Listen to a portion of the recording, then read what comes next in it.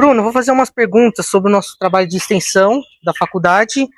A primeira é sobre como é a recuperação muscular no pós-treino. Existe algum cuidado específico no pós-treino ou algum outro fator?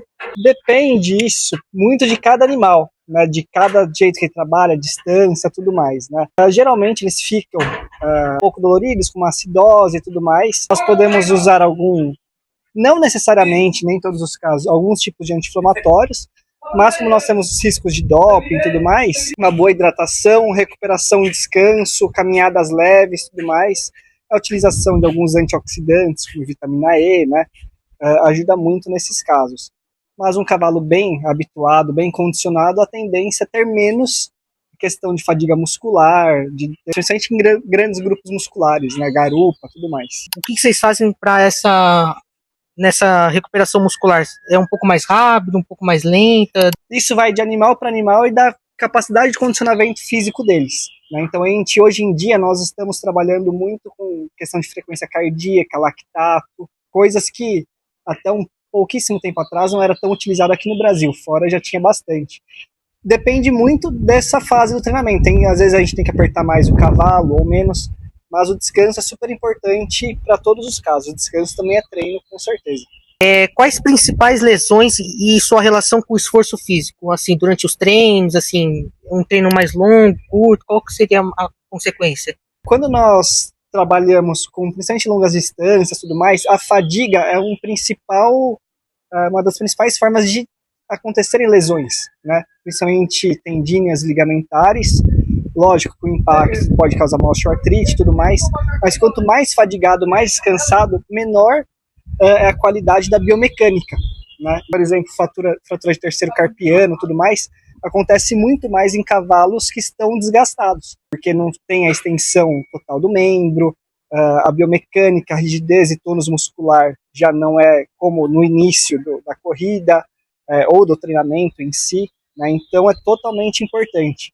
Tambor, por exemplo, um cavalo fadigado, a tendência dele é não fazer os círculos, os giros de uma boa qualidade, que às vezes ele está exausto e não consegue fazer o movimento que é necessário.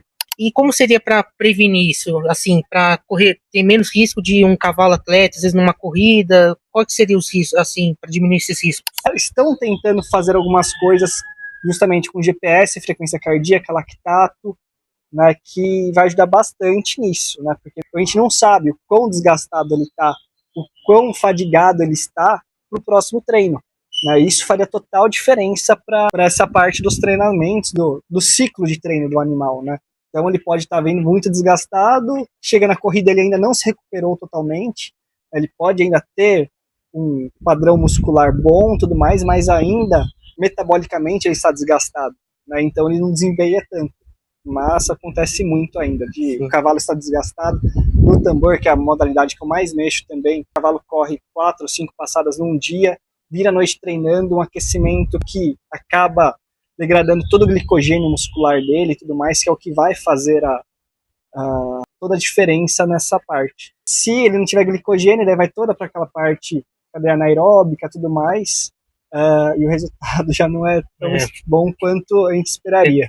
Quais os principais pontos sobre a nutrição do equino no quesito atlético, no atletismo? Os cavalos aqui em geral, os cavalos atletas, eles precisam de uma fonte grande de energia, né? Os cavalos mais adultos assim não necessariamente precisam de grandes quantidades de proteína, mas uma concentração de extrato etéreo, né, que são os óleos, as gorduras, tudo mais, e a parte do carboidrato.